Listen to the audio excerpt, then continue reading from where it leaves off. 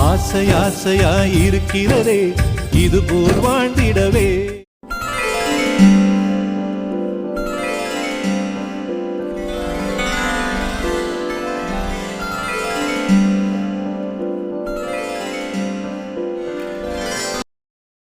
சொந்தங்களே, இந்த கிஷோர் கலைவாணி காட்சியை பற்றி யாரும் தவறாக நினைக்க வேண்டாம். இது போன்ற நிகழ்வுகள் நம் சமூகத்தில் நம்மை சுற்றி நடந்து கொண்டுதான் இருக்கிறது. ஒரு பெண் ஒரு ஆண் அழகாக இருக்கிறான், அவன் பணக்காரனாக இருக்கிறான் என்று அவனிடம் தன்னை ஒப்படைக்க கூடாது. அவன் எப்படிப்பட்டவன், அவன் குடும்பம் எப்படி என்பதை நன்றாக தெரிந்து கொண்ட பின்னரே அவனிடம் பழக வேண்டும். இவள் செய்த தவறு என்ன தெரியுமா? வீட்டில் யாரும் இல்லை என்று தெரிந்து அவனை அழைப்பது தவறுதானே. இவளுக்கு என்ன ஆசை? பணக்காரனாக இருக்கணும், அழகா இருக்கணும் அப்படின்னு நினைச்சாலே தவிர அவன் நல்லவனா கெட்டவனான்றத இவ தொழில் கூட யோசிக்கவே இல்லை. வீட்டுல அவங்க அத்தை ராணி அவங்க சொன்னாங்க, அந்த பாட்டி சொன்னாங்க, யாரு சொல்லியும் கேட்கவே இல்லை. நான் தான் செய்ய இஷ்டத்துக்கு நான் இருப்பேன் அப்படின்னு சொல்லிட்டு தன் வாழ்க்கையில தானே மண்ணெண்ணி கொள்ளிக் கொண்டாள் இந்த கலைவாணி. நம் சமூகம் மிகவும் மோசமான நிலையில் உள்ளது. எனவே பெண்கள் தங்கள் வாழ்க்கையில் கவனமாக இருக்க வேண்டும் என்பதற்காகவும் விழிப்புணர்வு ஏற்படுத்துவதற்காகவே இந்த காட்சி அமைக்கப்பட்டுள்ளது. மேலும் பல எபிசோடுகளுக்கு பிறகு சக்திவேல் திருமணம் அரங்கேறும். அதற்காகவும் இந்த காட்சி ஏற்படுத்தப்பட்டுள்ளது. எப்பா சக்தி, நாங்க 3 பேர் விசேஷத்துக்கு கிளம்புறேன்னா அப்பா வெளியே இருக்கிறாரு, எங்களுக்கு தான் காத்துன்னு இருக்காரு. சரி நாங்க கிளம்புறேன்னா நாங்க வரதுக்கு ஒரு 10 மணி ஆயிடும் நைட்டு. நீங்க எங்களுக்காக எதுவும் காத்திருக்க தேவையில்ல, சாப்பாடு இருக்குது, நாங்க அங்க ஃபங்க்ஷன்லயே சாப்பிட்டு வந்துடுறோம். நீங்க சாப்பிட்டு எல்லாத்தையும் முடிச்சுட்டு தூங்கிடுங்கண்ணா. சும்மா கதவை மட்டும் சாத்தி வைங்க, நாங்க திறந்து நாங்க அதுக்கப்புறம் நாங்க தூங்கிக்கிறேன்னாப்பா. அம்மா நானும் வரணுமா? நாங்க வீட்டுல இருந்து என்ன பண்ண போறோம்? நானும் வரேன் விசேஷத்துக்கு. நீயும் வரலாதான், பத்திரிக்கை கேட்கும் போது குடும்பத்தோட வாங்கதான் சொல்லிட்டு போனாங்க. அப்புறம் நாம எல்லாம் கிளம்பிட்டா தனியா கலைவாணி மட்டும் தனியா இருப்பா. அதான் பாக்குறேன் நானு. நாங்க 3 பேரும் மட்டும் போயிட்டு வரேன்ப்பா. நீ வீட்டுல இரு. அப்புறம் பாட்டியும் கலைவாணி இருக்காங்க உங்களுக்கு, அப்புறம் யாரு பாதுகாக்கிறது சொல்லு. நாங்க வரதுக்கு 10 மணி ஆயிடும், அது வரைக்கும் தனியா இருப்பாங்க. நீ இங்கே இருப்பா, நாங்க மட்டும் போயிட்டு வரோம். அத்தை நீங்க வர 10 மணி ஆகுமா? சரி சரி வாங்க, நான் அது வரைக்கும் தூங்காம முடிச்சுட்டே இருக்கேன். அப்படியே செல் யூஸ் பண்ணிட்டு இங்கே உட்காந்து இருக்கேன். இங்க வாங்க, 10 மணி ஆனா என்ன, நீங்க வந்ததுக்கு அப்புறமே நானும் எல்லாரும் தூங்கலாம். வேணாமா கலைவாணியே, நாங்க வரதுக்கு லேட் ஆகும். 10ன்றது 10 கூட தாண்டிட்டு எதுக்கு எங்களுக்கு எதிர்பார்த்துங்க? நீங்க சாப்பிட்டு எல்லாரும் தூங்கிடுங்க என்ன. நாங்க வரோம், நாங்க வந்து அதுக்கப்புறமா கதை திறந்து நாங்க அதுக்கப்புறம் ட்ரெஸ்ஸை மாத்தி நாங்க தூங்கிக்கிறோம். நீங்க யாரும் எங்களுக்காக காத்திருக்க தேவையில்ல. சரிம்மா, சரி போயிட்டு வாங்கம்மா. அப்புறம் அம்மாடி கலைவாணி, அந்த பைனான்ஸ்கார தம்பி இருக்கா அப்படில கிஷோர், அவன் இன்னைக்கு வரமாட்டானா? இன்னைக்கு பேலன்ஸ் காசு கொடுக்கணும். நான் நேற்றே அதை கொடுத்து முடிச்சுட்டு அவன் வரமாட்டானா? உங்களுக்கு எந்த வேலையும் கிடையாது. நீங்க மாட்டதுக்கு அப்புறம் பொழுது சாய்ந்ததுக்கு அப்புறம் சாப்பிட்டு தூங்குங்க, அவ்வளவுதான். ஓகேவா? நான் வரமாட்டேன், காசு எது எடுத்து வைக்கல, முடிஞ்சிருச்சு. போங்க போங்க, நீங்க காசு பைனான்ஸ் கொடுக்கலாம் என்ன, நான் ஃபோன் பண்ணி வர சொல்லி நான் பேசிட்டு இருப்பேனே. சரி சரிங்க அத்தை, போயிட்டு வாங்க போயிட்டு வாங்க. சரிம்மா கலைவாணி, சரி கிளம்புறோம். அத்தை உங்களுக்கு தான் உங்ககிட்டயே சொல்றேன், நான் கிளம்புறேன்னா போயிட்டு வரோம். சரி சீக்கிரமா வர பாருங்க. நீங்க நாங்க சாப்பிட்டுட்டு உட்கார்ந்து இருக்காதீங்க, போனமா வந்தமானு இருங்க. வயசு புள்ள பிரியா வேற கூட இட்டு போறீங்க, சீக்கிரமா வீடு வந்து சேருங்க. சரிம்மா போயிட்டு வாங்க, பத்திரமா போயிட்டு வாங்க. அக்கா கலைவாணி அக்கா, அண்ணே போயிட்டு வரேண்ணே.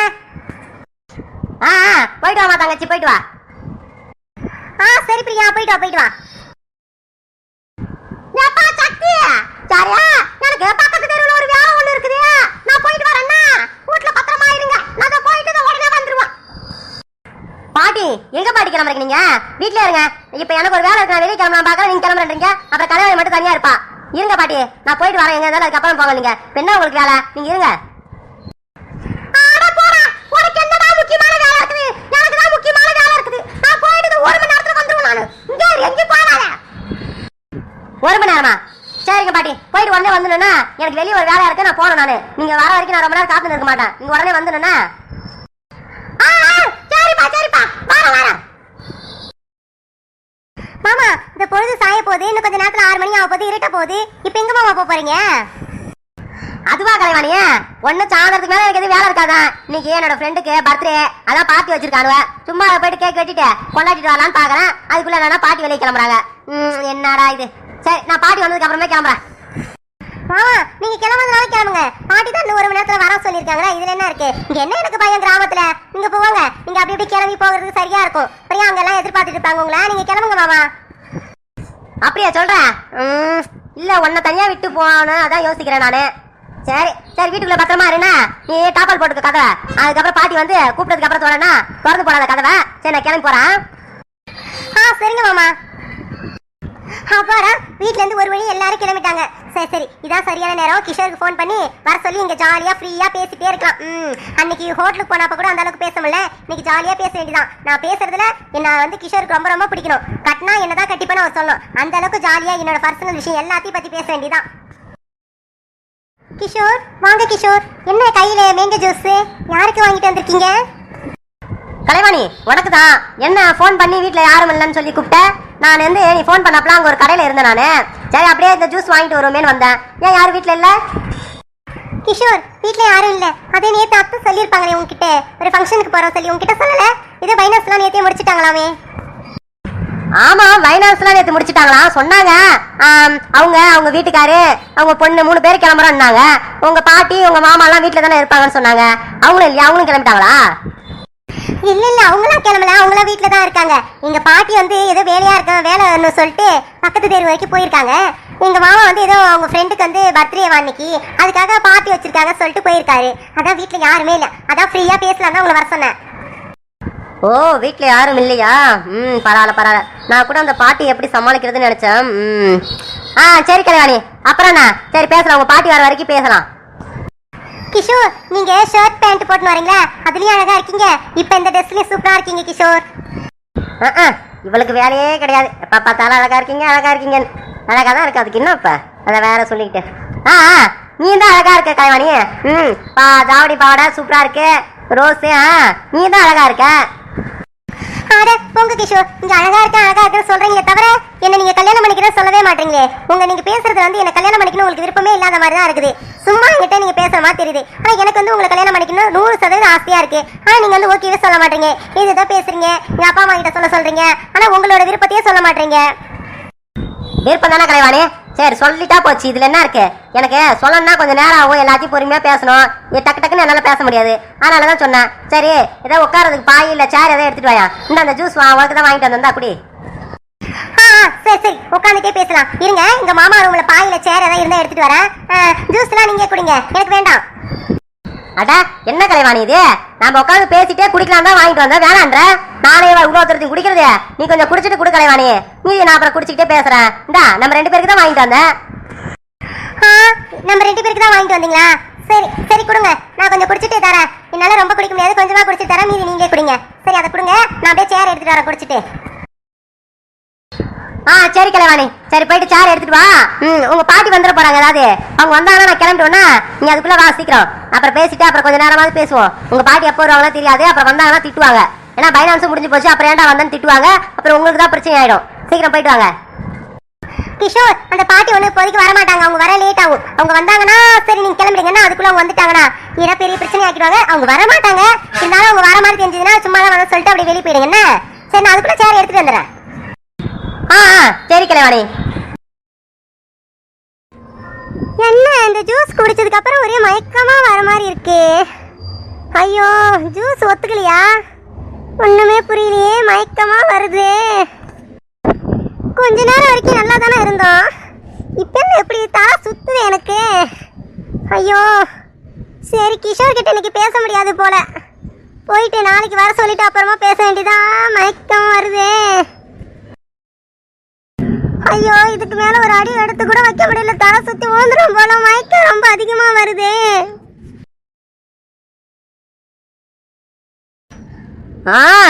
அதான் ஆளை காணாமேன்னு பார்த்தேன். இங்க வந்து வாங்கி விழுந்துட்டாளா? மாத்திரை நல்லா தான் வேலை செய்யுது. பவரான மாத்திரைன்னு சொல்லியே கொடுத்தா மெடிக்கல்காரன். பரவாயில்ல, அதுக்குள்ளே வாங்கிட்டா. சரி சரி.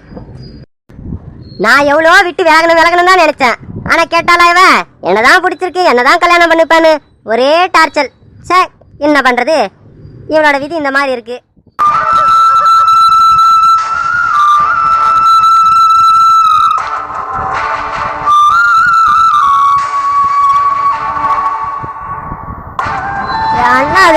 எண்ணெய் ஊத்தி கொடுத்தானுவ, கூல் ட்ரிங்க்ஸ் தானே சொல்லி கொடுத்தானுவ. இப்படி இருக்குது நமக்கு. இது நம்ம ரூம் தானா? என்ன ரூம் ஒரே இருட்டா இருக்குது, ஒண்ணு தெரியலையே. தூச்சி எங்க இருக்குது? ஐயா நாடையில. சரி படுப்போம். என்னது இது ஏதோ இடிக்குது? கட்டில. கட்டில் இங்கதான் இருக்குது. சரி படுப்போம்.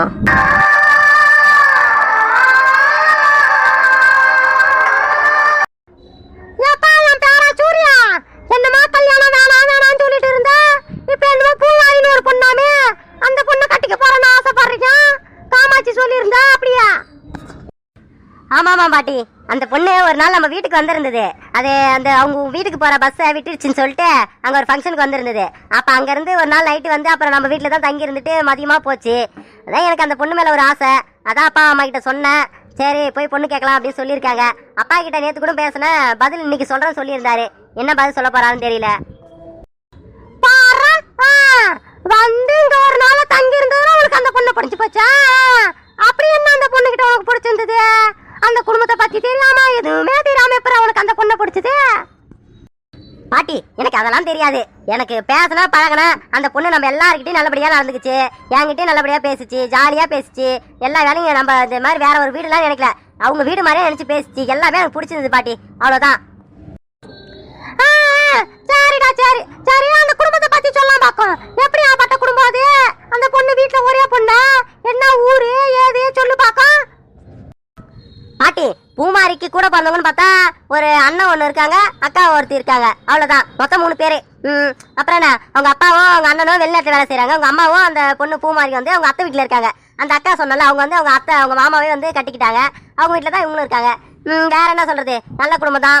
பணக்காரங்க தான், ஒரு அளவுக்கு வசதியானவங்க தான். எனக்கு பணக்காரங்க வசதியானவங்களாம் இல்ல. எனக்கு அந்த பொண்ணு பிடிச்சிருக்கு. அந்த பொண்ணு வந்து சமம் சொல்லிடுச்சு, என்ன பிடிச்சிருக்கு, கல்யாணம் பண்ணி ஓகேன்னு. இப்ப நம்ம பொண்ணு பார்க்க தான் பாட்டி போனோம். அப்பா கிட்ட பேசிட்டு சொல்லுங்க.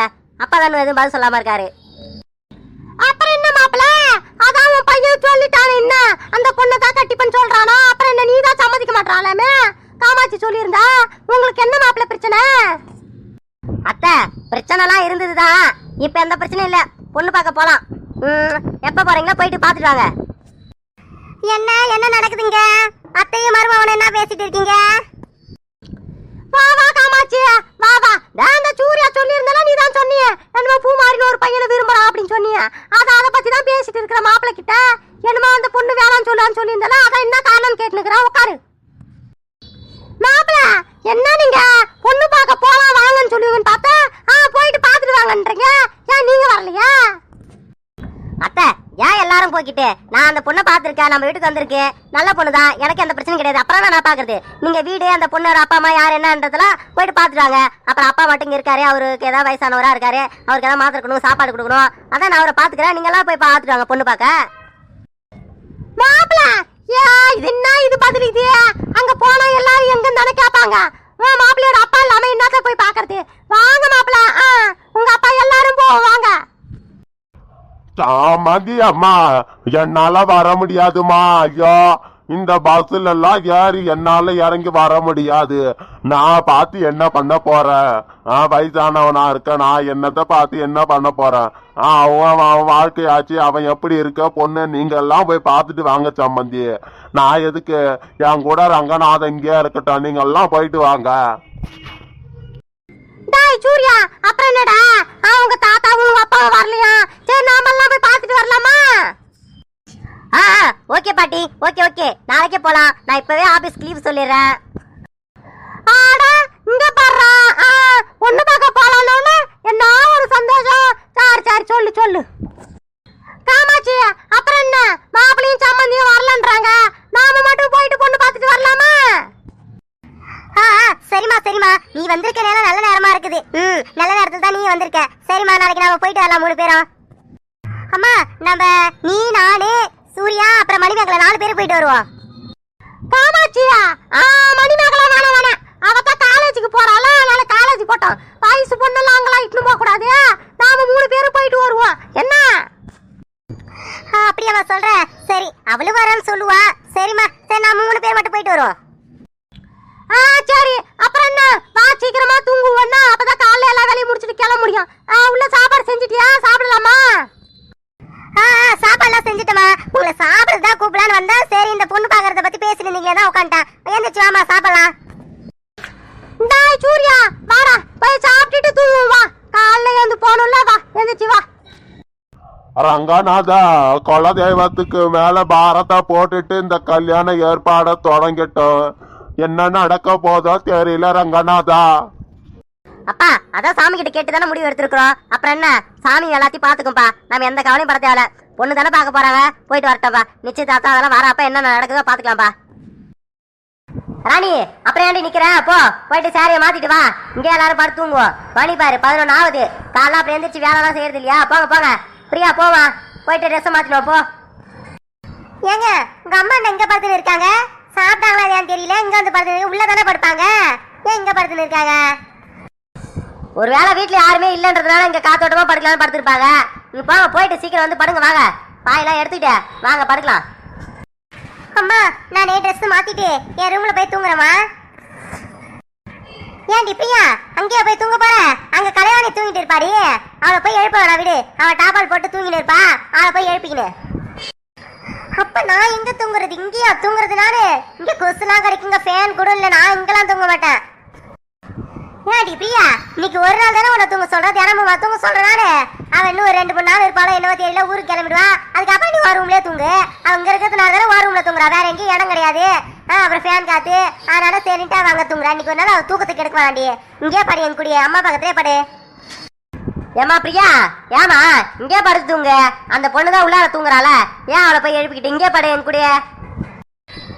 அப்படியா, சரி என்னமோ சொல்றீங்க. சரிம்மா இங்கே தூங்கலாம். சரி வாமா போயிட்டு ட்ரெஸ்ஸை மாத்திட்டு வருவோம்.